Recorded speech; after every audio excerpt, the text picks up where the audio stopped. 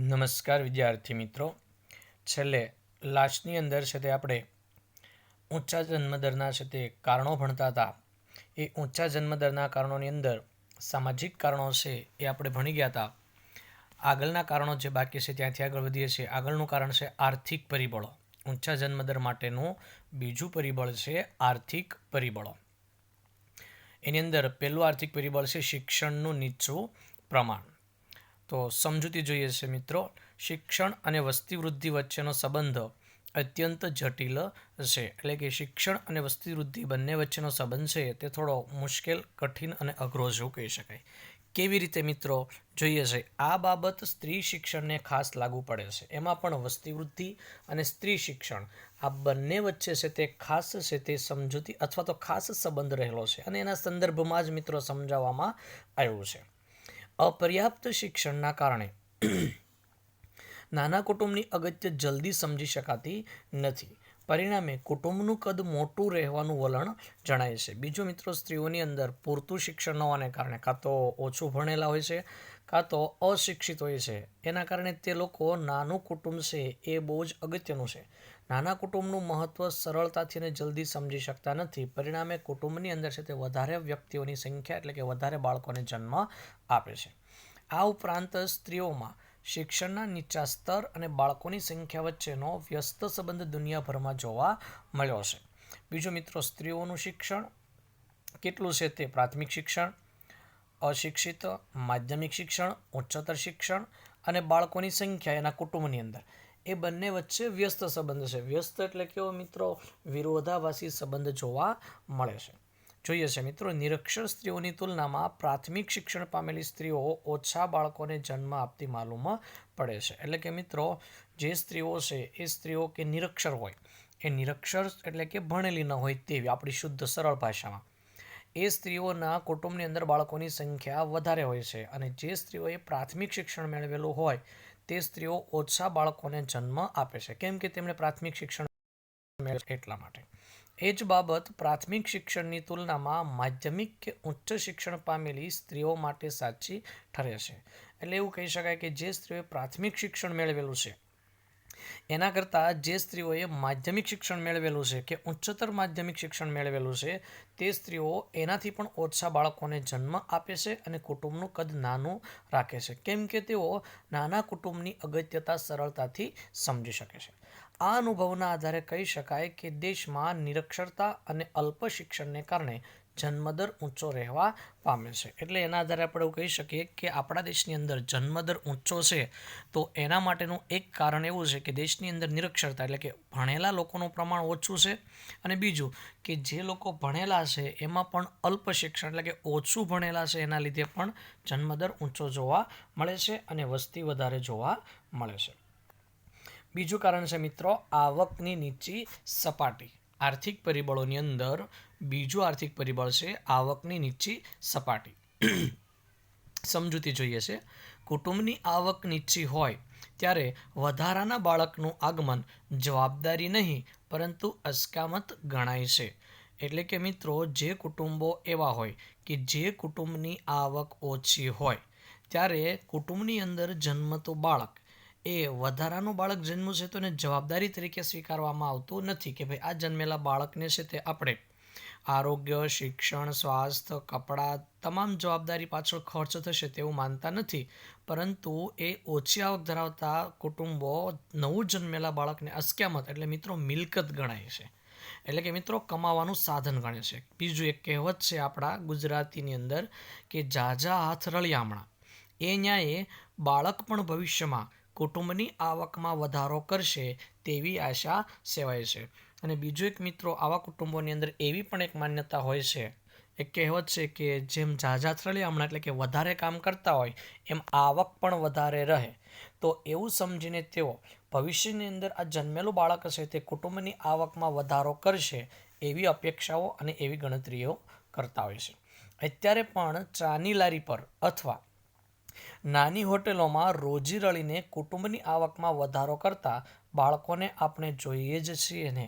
સામાન્ય વસ્તુ છે મિત્રો, તમે મેં અને બધાએ જોઈ હોય તે કે ચાની લારી પર રેસ્ટોરન્ટો હોય, હોટલો હોય, બાંધકામ ક્ષેત્ર હોય કે રોડ બનતા હોય, ત્યાં દરેક જગ્યાએ આપણે જોઈએ છીએ કે નાના નાના બાળકો કામ કરતા હોય છે અને એ બાળકોને છે તે થોડી ઘણી છે તે આવક અને પૈસા મળતા હોય છે, જે એ કુટુંબના આવક વધારવામાં મદદરૂપ થાય છે.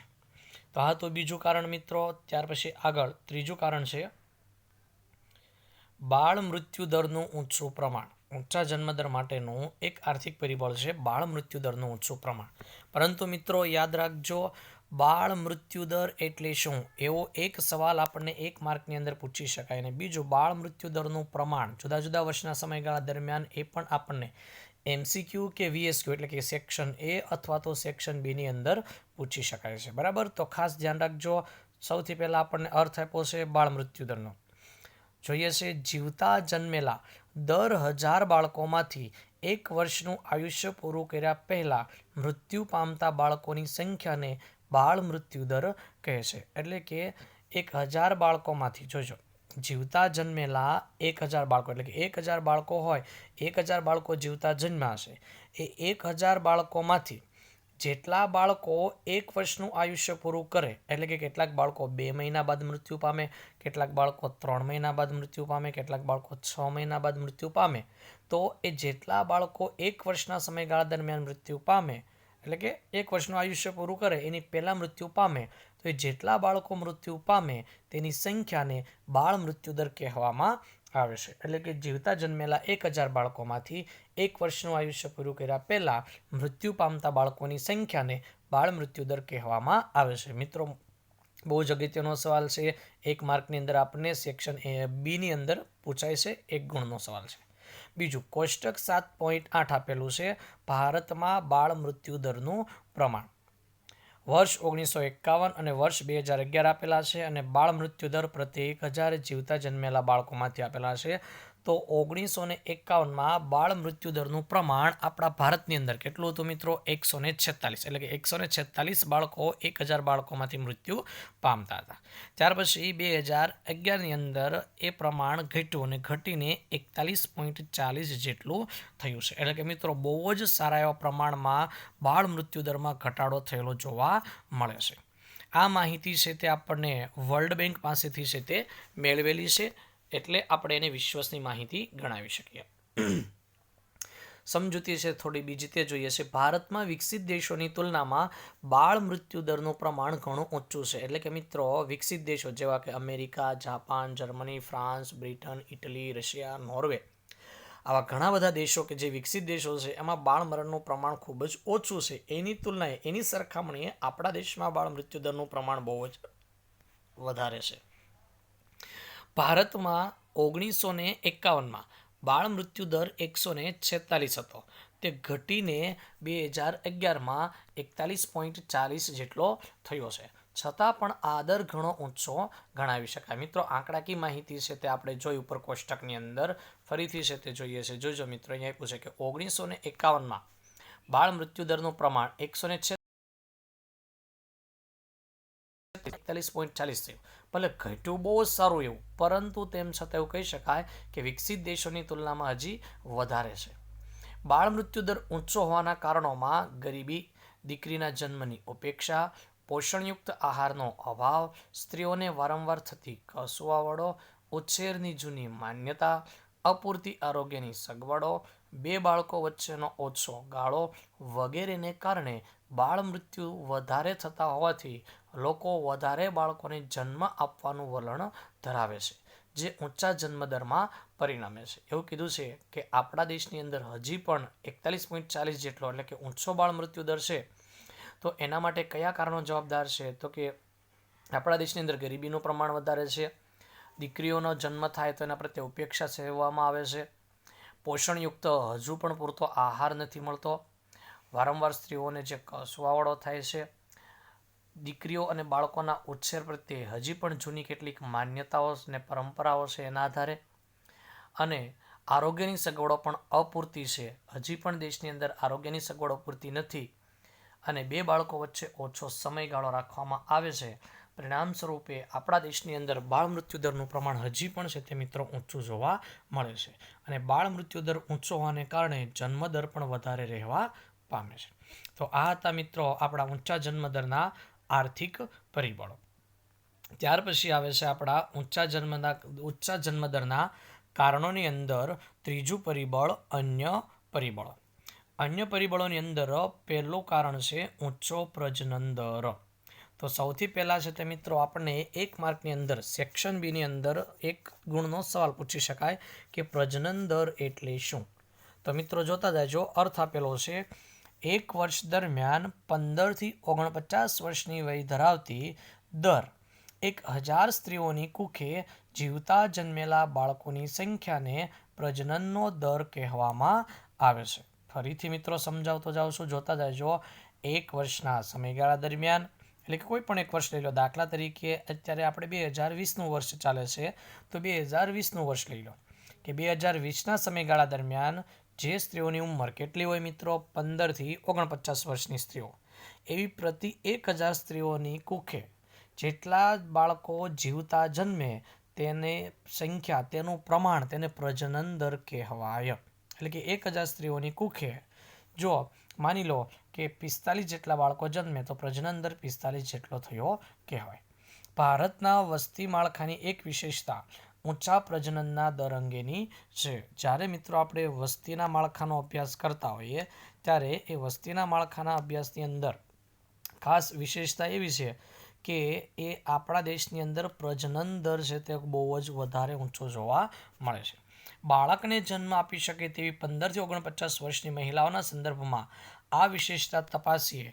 હવે એવું કીધું છે કે જે બાળકોને જન્મ આપી શકે તેવી સ્ત્રીઓ, એટલે કે 15 થી 49 વર્ષની સ્ત્રીઓ, આના વિશે છે તે આપણે અભ્યાસ કરીએ છીએ. જોજો મિત્રો, 1961માં આ વય જૂથમાં રહેલી મહિલાઓ માટે સરેરાશ જીવિત બાળકોની સંખ્યા 6 જેટલી હતી, જે 2011માં ઘટીને 3 જેટલી થઈ છે. તેમ છતાં આ પ્રમાણે થોડું ઊંચું કહી શકાય. એવું કહેવાય મિત્રો કે 1961ના વર્ષની અંદર 15 થી 49 વર્ષની મહિલાઓ છે એ કે જે સરેરાશ જીવતા બાળકોને જન્મ આપી શકે એની એવરેજ સરેરાશ 6 બાળકોની હતી. એટલે કે એક સ્ત્રી 6 બાળકોને એવરેજ સરેરાશ બાળકોને જન્મ આપી શકે. એ પ્રમાણ ઘટીને 2011માં 3 જેટલું થઈ ગયું છે, પરંતુ તેમ છતાં તે હજી વધારે કહેવાય. હવે સરેરાશ જીવિત બાળકોના ઊંચા પ્રમાણ માટે 2 પરિબળો જવાબદાર હોઈ શકે. બીજું, જીવતા જન્મતા બાળકોને જે જન્મ આપવાનું પ્રમાણ, એટલે કે જેને આપણે પ્રજનન દર કહીએ છીએ, પ્રજનન દર ઊંચો છે, વધારે છે, એના માટે 2 પરિબળો જવાબદાર હોઈ શકે. પહેલું, ભારતમાં નાની વયે થતા લગ્નોને કારણે મહિલાઓમાં માતૃત્વ ધારણ કરી શકવાનો સમયગાળો લાંબો જોવા મળે છે. એવું કીધું છે કે આપણા ભારતની અંદર જે મહિલાઓ છે, મહિલાઓના લગ્ન ખૂબ જ નાની ઉંમરે થાય છે અને પરિણામ સ્વરૂપે માતૃત્વ ધારણ કરી શકે તેવી મહિલાઓનો સમયગાળો પણ ખૂબ વધારે રહેશે. પરિણામ સ્વરૂપે પણ પ્રજનન દર ઊંચો રહેશે. બીજું, માતૃત્વ ધારણ કરી શકે તેવી મહિલાઓમાં અપરિણિત મહિલાઓનું પ્રમાણ ઘણું ઓછું છે. બીજું કારણ એક એવું પણ છે મિત્રો કે જે મહિલાઓ માતૃત્વ ધારણ કરી શકે છે, એ માતૃત્વ ધારણ કરી શકતી મહિલાઓ છે એમાં અપરિણિત મહિલાઓનું પ્રમાણ ઓછું છે. એટલે એનો અર્થ શું થયો કે માતૃત્વ ધારણ કરી શકે છે અને એવી મહિલાઓના લગ્ન પણ થઈ ગયા છે, જે એના લીધે પણ પ્રજનન દર, એટલે કે જન્મતા બાળકોની સંખ્યાનું પ્રમાણ વધારે રહેશે, જેને આપણી ભાષામાં કહીએ પ્રજનન દર ઊંચો રહેવા પામે છે. બીજું પરિબળ છે મિત્રો કુટુંબ નિયોજન અંગેની માહિતીનો અભાવ. કુટુંબ નિયોજનનો અર્થ આપેલો છે મિત્રો. સૌથી પહેલાં 1 માર્કની અંદર આપણને પૂછી શકાય કે કુટુંબ નિયોજનનો અર્થ આપો, અથવા તો કુટુંબ નિયોજન એટલે શું?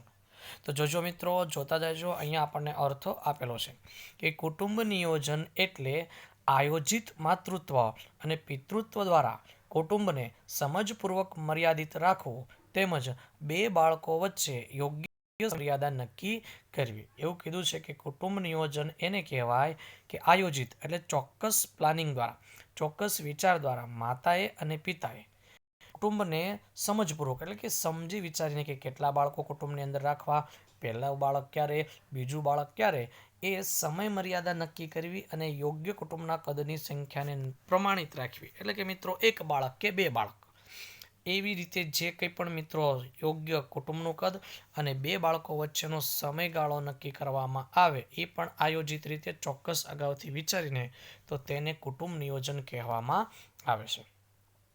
ભારતીય સમાજમાં વ્યાપક ગરીબી, સામાજિક રીતરિવાજો તથા ધાર્મિક માન્યતાઓની સાથે શિક્ષણના નીચા પ્રમાણના કારણે કુટુંબ નિયોજન સામે અવરોધ ઊભા થાય છે. બીજું કીધું છે કે કુટુંબ નિયોજન આપણા ભારતની અંદર કાર્યક્રમ આખો રાષ્ટ્રીય લેવલે અમલમાં છે, પરંતુ તેમ છતાં એની અસરકારકતા ઓછી છે. એના માટેનું એવું કીધું છે કે આપણા દેશની અંદર ગરીબીનું પ્રમાણ વધારે છે, કેટલાક સામાજિક અને ધાર્મિક રીતરિવાજો અને માન્યતાઓ છે, અને શિક્ષણનું પણ પ્રમાણ નીચું છે. એના કારણે કુટુંબ નિયોજનની અસરકારકતા આપણે એટલી બધી ઊભી કરી શક્યા નથી, અને કુટુંબ નિયોજનનો અમલ કરાવવામાં કેટલાક અવરોધો ઊભા થાય છે. આ ઉપરાંત કુટુંબ નિયોજન માટેના વિવિધ સાધનોની જાણકારી અને આ સાધનોનું ક્યારેક અપૂરતું પ્રમાણ જન્મદરને ઊંચી સપાટી પર ટકાવી રાખે છે. બીજું કીધું છે કે મિત્રો, કુટુંબ નિયોજન માટેના જે કેટલાક સાધનો છે, એ કુટુંબ નિયોજનના સાધનોની જાણકારી, કે કુટુંબ નિયોજન માટે કયા સાધનો આવે, એ સાધનો ક્યાંથી મળે, કેવી રીતે ઉપયોગ કરવો, એ વગેરેને કારણે છે તે જન્મદરનું પ્રમાણ ઊંચું રહેવા પામે છે.